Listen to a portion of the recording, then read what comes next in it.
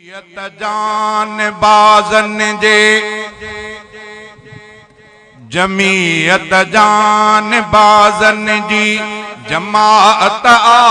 हकीकत में जमीयत जान बाज़न जी जमाअत आ हकीकत में असां वटि बुज़ुर्गन जी अमानत आ हकीकत में जमीयत जान बाज़न जी जमाअत आ हकीकत में जमीयत जान बाज़न जी जमाअत आ हकीकत में असां वटि बुज़ुर्गन जी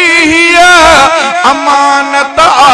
हकीकत में जमीयत जान बाज़न जी रसूलुल्लाह जा वारिस कलामुल्लाह जा वारिस रसूलुल्लाह जा वारिस कलामुल्लाह जा वारिस गुलामाने सहाबा जी क़ियादत आ हकीकत में गुलामाने सहाबा जी क़ियादत आ हकीकत में असां वटि बुज़ुर्गन जी अमानत आ हकीकत में जमीयत जान बाज़न जी वलियन जे विलायत जूं कहानियूं कामिरानियूं सब वलियन जे विलायत जूं कहानियूं कामिरानियूं सब इन्हन में फैज़ कामिल ऐं करामत आ हकीकत में इन्हन में फैज़ कामिल ऐं करामत आ हकीकत में असां वटि बुज़ुर्गन जी अमानत आ हकीकत में जमीयत जान बाज़न जी उलमाए हक उलमाए देवबंद सर पकब सर बुलंद कायदे सिद्दल्लामा राशिद खालिद महमूद शुमरो मुजाहिद फी सबीलिल्लाह जाता बे शुजाअत जा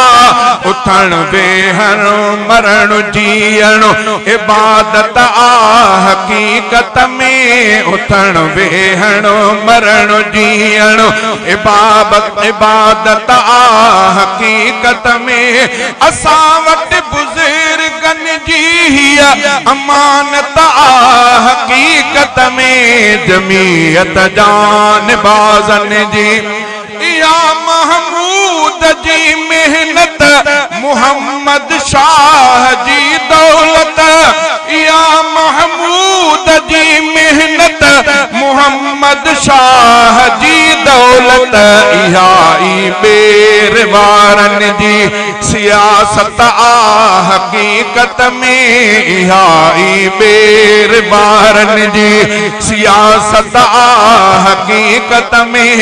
असां वटि बुज़ुर्गन जी अमानत आ हकीकत में जमीयत जान बाज़न जी रसूलुल्लाह जो परचम संदस परचम नुमाया रसूलुल्लाह जो परचम संदस परचम नुमाया इन असां दीनदारन खे बिशारत आ हकीकत में इन्हनि सां दीनदारन खे बिशारत आ हकीकत में असां वटि बुज़ुर्गन जी अमानत आ हकीकत में जमीयत जान बाज़न जी शरीयत जे हिफाज़त लाइ असां सिर साह घोरियूं घर असां लाइ इन्हीअ में असां लाइ इन में पंहिंजी हिफाज़त हक़ीक़त में असां लाइ इन में पंहिंजी नुबूवत तां निशावर साह सिर सईद रफ़ीक अहमद मोहम्मद पाक जी पोई